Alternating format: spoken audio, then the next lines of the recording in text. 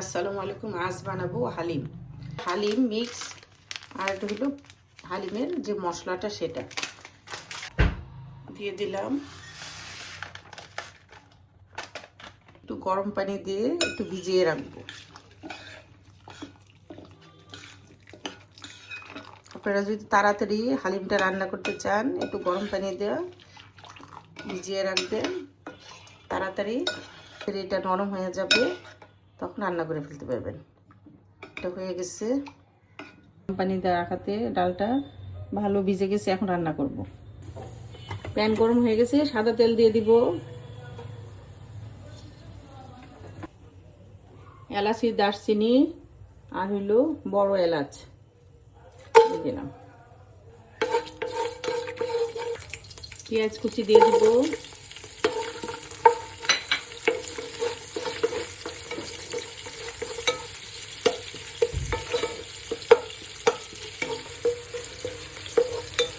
পেঁয়াজটা হয়ে গেছে, আদা বাটা দিব 2 টেবিল চামচ আদা বাটা, জিরা, এলাচি, দারচিনি, রসুন 2 টেবিল চামচ। একটু নাড়া দিব। জিরা, এলাচি, দারচিনিটা ভেজে একসাথে ব্লেন্ডার করে নিয়েছি। মরিচ দিব আধা টেবিল চামচ, ধনিয়ার গুঁড়া দিব 1 টেবিল চামচ, হলুদ দিব 1 টেবিল চামচ, লবণ পরিমাণ মতো। অল্প পানি দিয়ে কষাবো।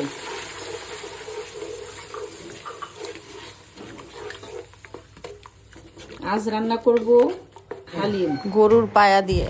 রেখে দিব একটু, মশলাটা একটু কষুক।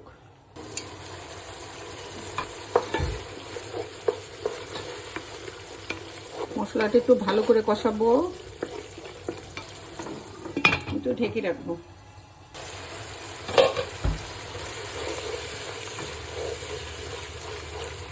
মশলা কষানো হয়ে গেছে, গরুর পায়াটা দিয়ে দিব।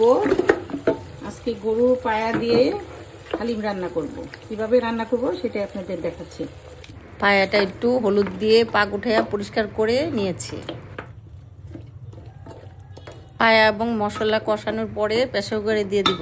প্রেসার কুকারে পায়াটা একটু সিদ্ধ করে নিয়েছি তাড়াতাড়ি হওয়ার জন্য।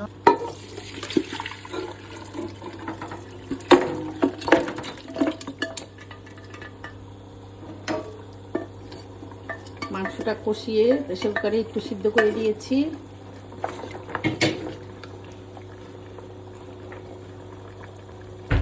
ডালটা দিয়ে দিব।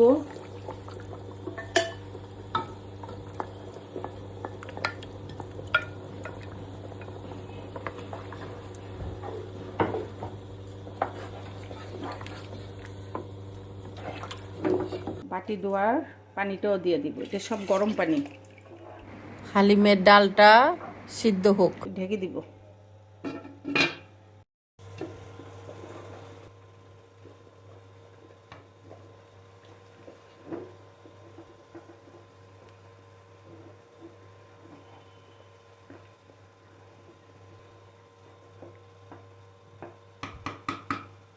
আর অল্প পানি দিয়ে দিব, যেহেতু এটা সিদ্ধ হইতে টাইম লাগবে।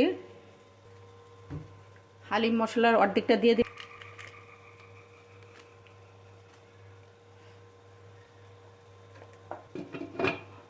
একটু লবণ দিয়ে দিব।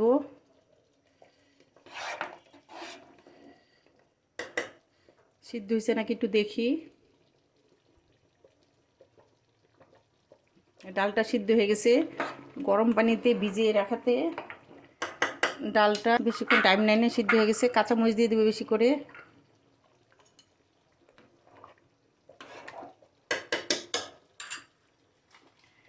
এখন বাকি মশলাটা দিয়ে দিব। পায়া ও ডাল সিদ্ধ হয়ে গেছে, এখন বাগার দিব। সরিষার তেল দিব। শুকনো মরিচ দিব। শুকনো মরিচটা একটু ভাজা হলে পেঁয়াজ কুচি দিয়ে দিব।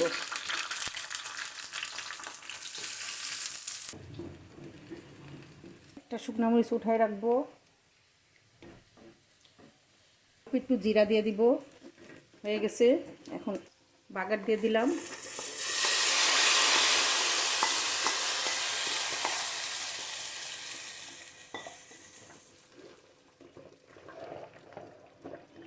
দেখেন কত লোভনীয় একটা হালিম হয়েছে, এই যে খুলে খুলে যাচ্ছে। দেখেন গরুর পায়া দিয়ে হালিম বানিয়েছি।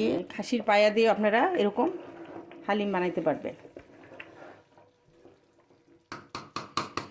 আর একটু মশলা দিয়ে দিব, চলাটা কমিয়ে দিব, ধনিয়া পাতা দিব। এটা একবার খুলে গেছে, এত সুন্দর হয়েছে। এই যে দেখেন, একবার হইলো আপনারা গরুর পায়া বা খাসির পায়া দিয়ে এরকম করে হালিম রান্না করবেন। একটু ধনিয়া পাতা দিব, একটু পুদিনা পাতা দিব,